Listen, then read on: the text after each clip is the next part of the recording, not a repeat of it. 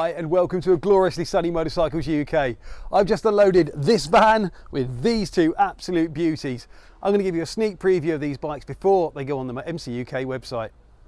First up, we got this Ducati Hypermotard 950 SP. This is a 2019 bike on a 69 plate with just over 2,000 miles, one owner from new and a full service history. This is the updated 950 SP. You get the Olin suspension front and rear, TFT dash and 114 brake horsepower of a V-twin engine. It's an absolute weapon on the back roads, and you really do need to have a close look at this when we put it on the website.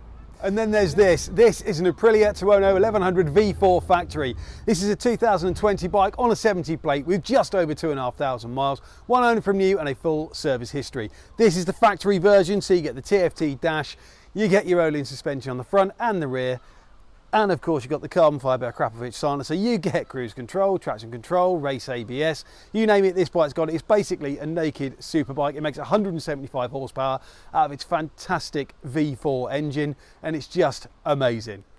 The big kid in me just can't resist firing up this V4. I'm gonna have to do it. Let's have a listen.